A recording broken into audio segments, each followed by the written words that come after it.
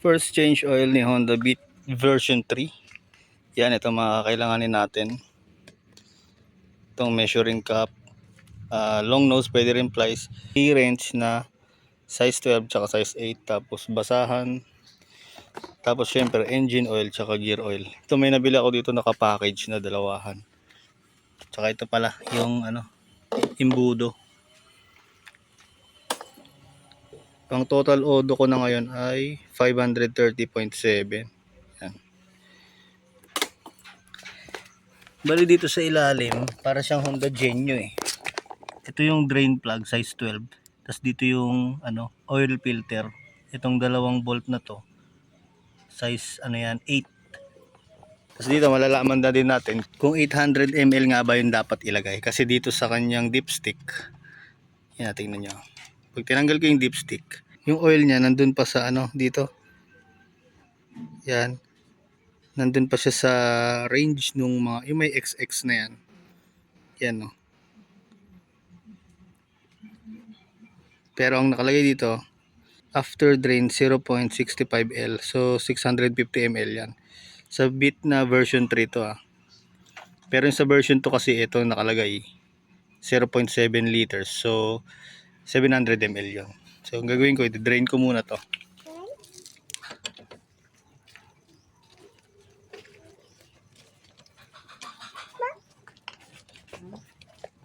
Nakasana. Pero may tinapan ko na nakasana. Saan? Nalukit kami.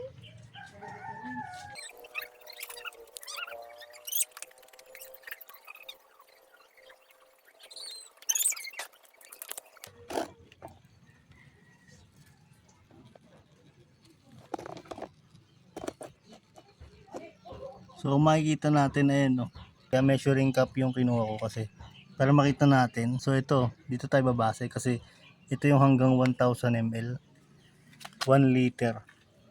So ang laman niya ngayon ay 600 lang. Pero may tumutulo pa yan, tsaka hindi pa natin natatanggal yung oil filter.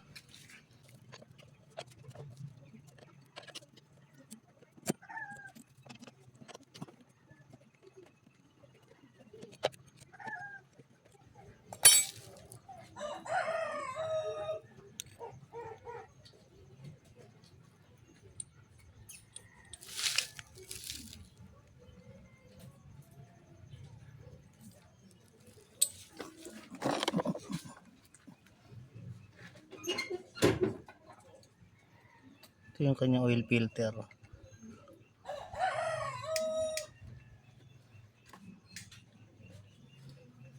Ito may tumutulo pa siya. Yan, so nasa 650. Pero dito makikita natin na nasa 650 ml na. Malapit na mag 700 ml.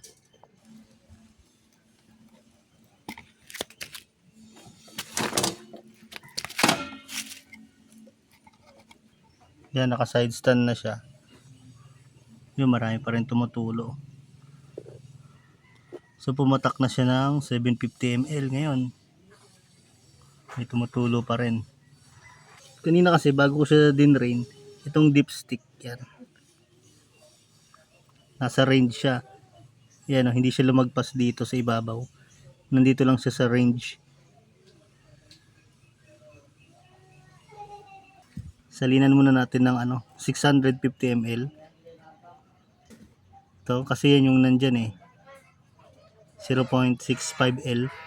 Titignan ko kung papasok siya dito.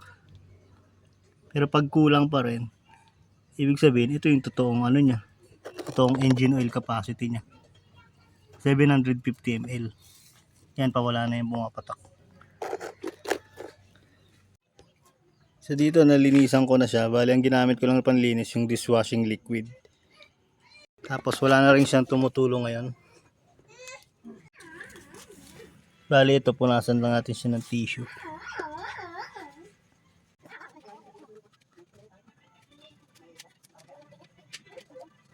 Ganito siya yung tamang pagbalik niya.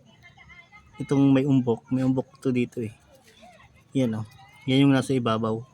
Pag ganun. Kasi itong likod walang nakaumbok yan.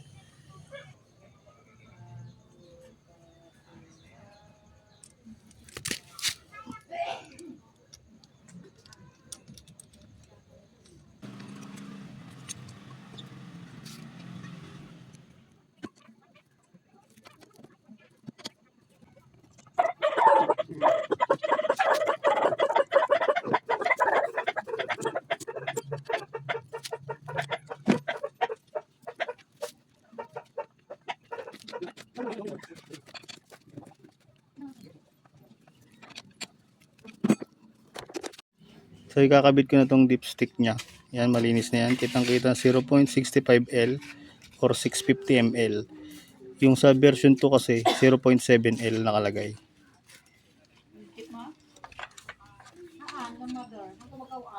Tapos ito yung na-drain ko. Ano siya, almost 750 ml. Sasali natin yung bagong engine oil dito.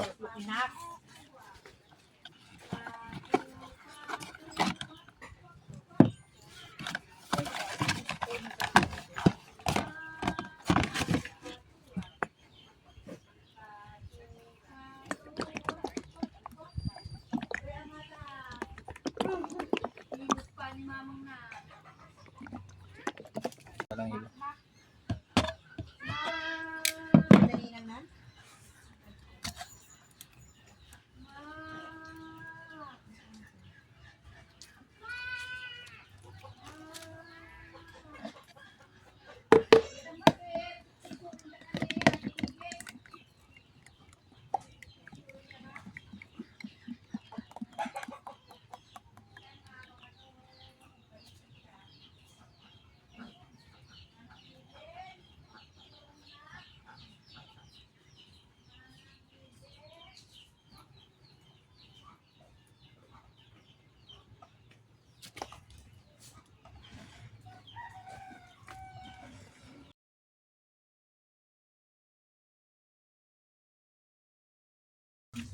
So dito makikita natin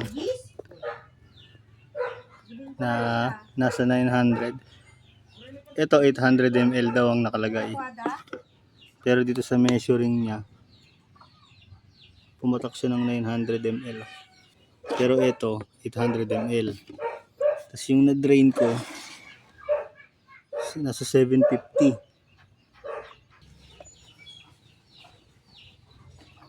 So kanina 900 yun, 650 ml eh. So dapat 200 ml pa.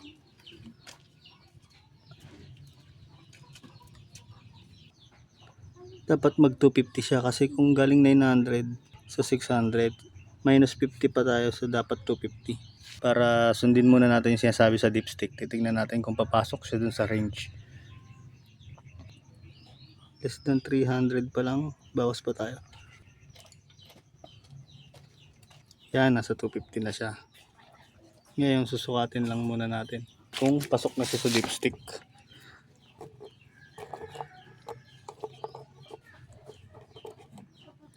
Yan, malinis dapat yan na yung may mga XX na yan.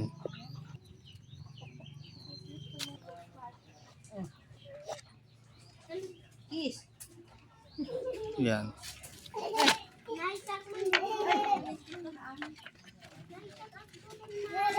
Aray ko na ako din, agi na nakita na banukan. Bayang na tata, murmur na karod. So mababa pa siya, no? Yan, mababa pa siya. Nagbigaw kami ng itchain eh.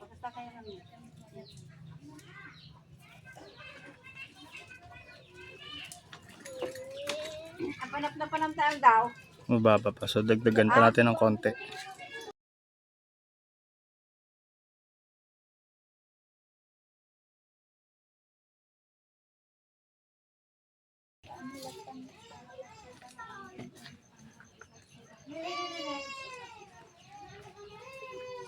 So nagdagdag ako ng another 50 ml.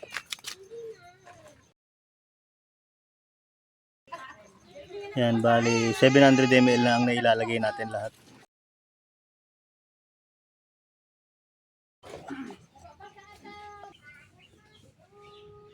Tingnan natin kung pasok na siya sa range, yung may mga X na yan.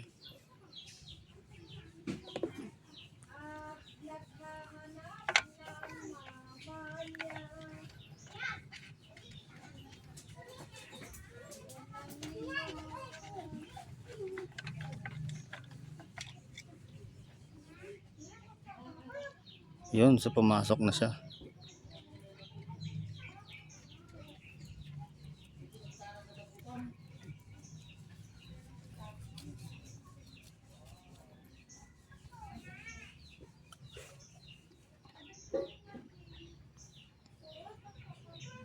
Isa pa. Para sigurado.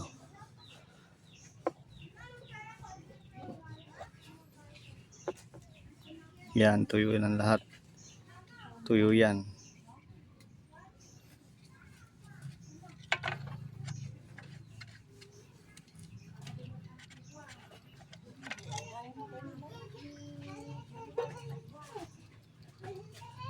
Yun, so ibig sabihin 700 ml.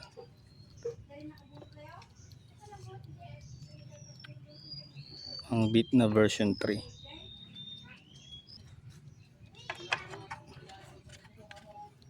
So yun na nga, si Beat version 3 ay nakita natin 700 ml ang kanyang engine oil capacity.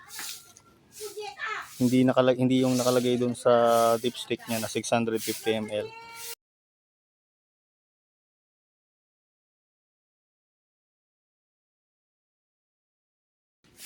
Bale, ito na yung next. Itong gear oil, ganito lang magpalit nito. Itong dalawang tornilyo lang. Pero tsaka ako na ilalagay ito. Kasi unang change oil pa lang naman eh. Siguro pag pangalawa o pangatlo na, tatabi ko muna tong gear oil.